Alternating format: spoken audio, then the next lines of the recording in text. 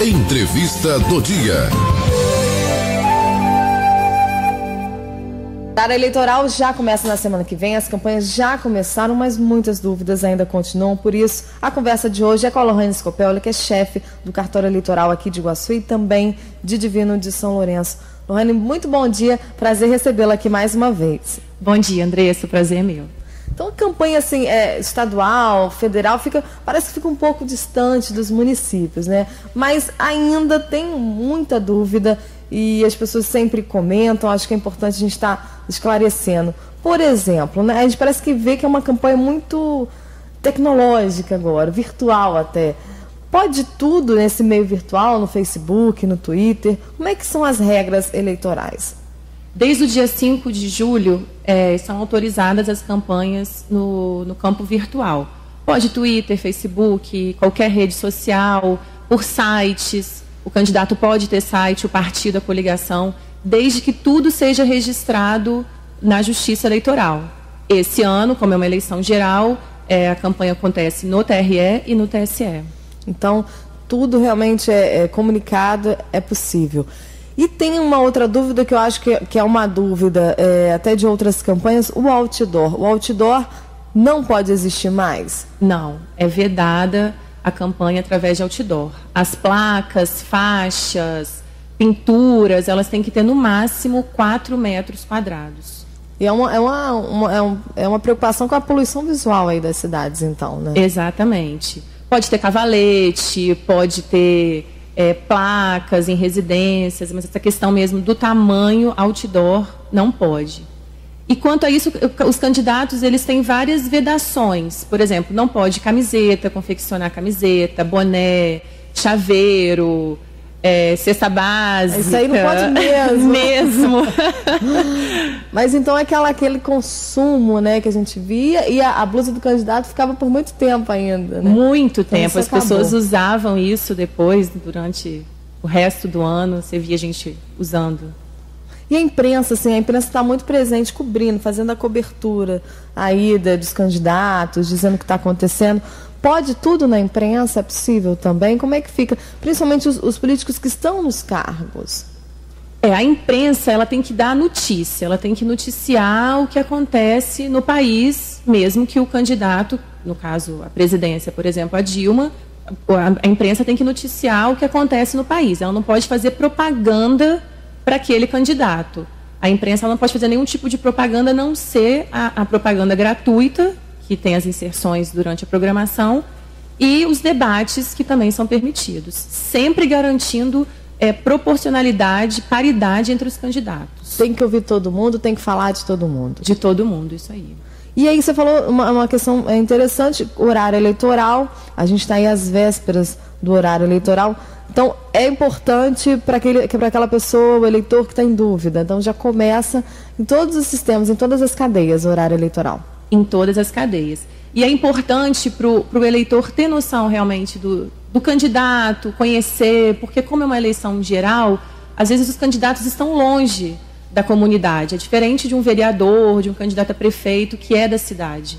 Então é bom o eleitor aproveitar esse horário para realmente conhecer os candidatos. E o pessoal aí da parabólica, o pessoal que mora na zona rural que tem parabólica, tem que ficar ligado que na parabólica vai passar realmente São Paulo, do Rio. Então tem que buscar outros veículos como o rádio, né? Que o rádio 3 vezes ao dia também vai ter essa propaganda eleitoral. Exatamente, aproveitar essa oportunidade. Aí a gente fala de prazos, Lohane. A gente divulgou muito essa questão da transferência, do título, da própria segunda via. O que pode, o que não pode mais ser feito no cartório?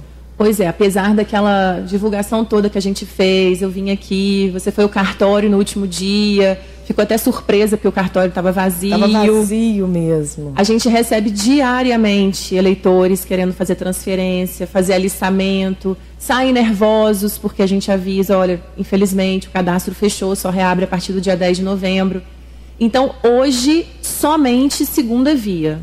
Até setembro, o eleitor que perdeu o título pode fazer a segunda via, sem nenhuma alteração no título. Não se conserta a data de nascimento, nome, nada. É a segunda via como era como é o título no cadastro hoje. E a gente falou sobre isso na época, eu lembro, que algumas pessoas iriam ficar travadas porque algumas resoluções em banco, né? CPF, fica travado por causa do título. Fica.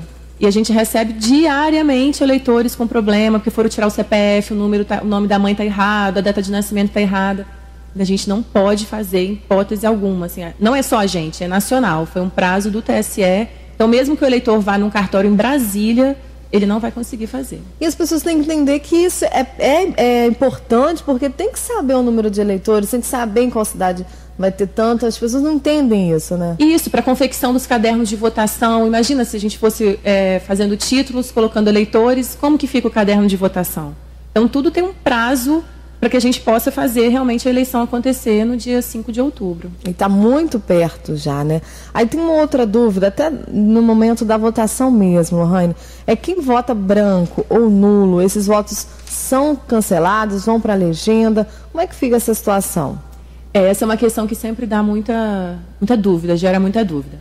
Voto branco e voto nulo, eles não são considerados votos válidos. E a Constituição fala que o candidato para a majoritária é eleito com a maioria dos votos válidos, excluídos os votos brancos e nulos. Então, às vezes as pessoas fazem um voto de protesto votando nulo, que é quando você não vota em nenhum partido, o número de partido existente ou o número de candidato. E o voto branco quando você aperta a teclinha branco da urna. Esses votos não são computados. Então, assim, às vezes é um voto de protesto que a pessoa, às vezes, perde um pouco a função, porque você está dando realmente a oportunidade para um outro candidato que às vezes nem era do seu interesse. Você não está participando, né? Um exemplo simples é assim, vamos supor uma eleição com 100 eleitores. Para um presidente ser eleito, ele teria que ser eleito com 50 mais 1, ou seja, 51 votos. Se 20 pessoas anularem ou votarem em branco, esse candidato deixa de ser eleito com 51 e passa a ser eleito com 41 votos. Então, sempre proporcional. É sempre proporcional. Você não está impedindo uma eleição, você não está... Não anula a eleição, isso é conversa, é mito. A anulação da eleição, ela é feita... Existe, caso vamos supor, um candidato que seja eleito com 50% mais 1 dos votos e ele tenha um registro de candidatura cassado, ele seja condenado por compra de voto, por fraude, aí sim é feita uma nova eleição. Entendi. Então isso aí realmente é um mito. E a gente está falando em eleições já, parece que esse ano vai ser tudo muito rápido, né? Quando a gente fala em governo federal, governo estadual, parece que as eleições, o resultado acontece muito rápido, né? O resultado é sempre rápido. Cada ano, né, parece que eles querem bater meta e as coisas vão ficando mais rápidas. A nossa preocupação é justamente com a votação, porque como são muitos candidatos e a gente tem sessões muito grandes, as sessões de Iguaçu estão muito grandes, então a nossa preocupação é a demora na votação. A apuração, em menos de meia hora, a gente já tem o resultado. Resolve, né? E você falou isso, tem essa dificuldade, principalmente... O pessoal que tem a dificuldade de enxergar direito, né? Tem essa dificuldade, o mesário não pode, é bom destacar isso, o mesário não pode ficar ali do lado da pessoa. Não, o mesário é proibido, porque no dia da eleição, o mesário, ele é um servidor da Justiça Eleitoral, então a gente não pode ajudar em hipótese alguma. E então o nosso conselho é que o eleitor leve a cola com os números das escolas, nos colégios eleitorais tem a relação de candidatos, a gente cola os cartazes com a relação, então que leve realmente o número, a colinha pode entrar para votar, para facilitar. Pedir ajuda só antes de chegar aí em frente à urna. Exatamente, os mesários eles são treinados para isso, para não permitir que ninguém de fora também auxilie, só em casos excepcionais e que são comunicados a nós da Justiça, porque vai uma observação no caderno de votação para o eleitor. Muito importante isso, então, ter esse preparo. E aí a gente acompanhou o trabalho, né, da Justiça Eleitoral em relação aos jovens. Eu até acompanhei a você no estadual, você foi ao Polivalente também, mas aí os dados, esses dias lançaram os dados e despencou aí. Jovem parece que não quer votar realmente nessa eleição. É desanimador ver esses números, Lohane. É desanimador e preocupante, né? A gente fez um trabalho ano passado, esse ano, e parece que não surtiu muito efeito pela estatística do TRE, caiu quase pela metade o número de inscrições de eleitores na faixa etária dos 16 aos 18 anos. Mas também a gente tem que analisar por outro lado. Como é uma eleição geral, não é uma eleição municipal, a preocupação da população também muda um pouco o foco, não é tão grande. E existe realmente o descrédito, né, da classe política. Eu acho que isso tudo influencia esses escândalos.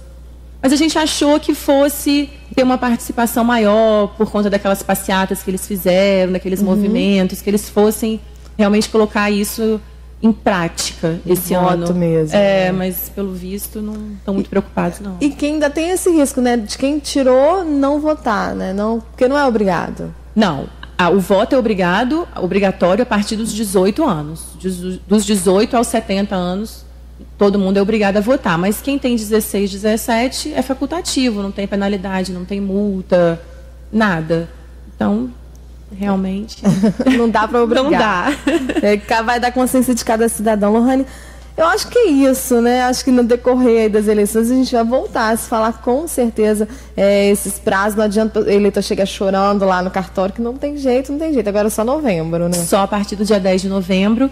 E só lembrando que nesse período, até o dia 10 de novembro, até o dia 9 de novembro, o cartório só está atendendo ao público de 11 às 15 horas. De 11 da manhã às 3 da tarde é o atendimento ao público. Depois é trabalho interno para a gente ter tempo de organizar a eleição. Já tem previsão de chegada de urnas, de inseminação de urnas? As urnas ficam no cartório, elas são fixas aqui. Agora, né? São fixas Antigamente, agora. Vem aquele transporte, aquela coisa. A urna vinha lá de Chocolatina. Nossa, eu já fiz muita cobertura de urna, sabe? A urna que chega, a urna que sai. E as inseminações são a partir do dia 22 de setembro. E é aberto ao público, quem quiser participar, partidos políticos. Desde 2008 que eu estou aqui em Iguaçuí, nunca ninguém foi acompanhar. Ah, não, mas você me chama que eu vou te acompanhar. Então tá bom. Então tá, Lohane, acho que é muito importante esse trabalho transparente que o cartório eleitoral vem fazendo, a justiça, né, vem fazendo. O cidadão tem que acompanhar mesmo. Tem que acompanhar, tem que participar. E é importante essa abertura para a lisura do processo. Tá bom, um ótimo dia para você, obrigada pela presença, com certeza a gente volta a se falar aí até as eleições. Obrigada a você, bom dia.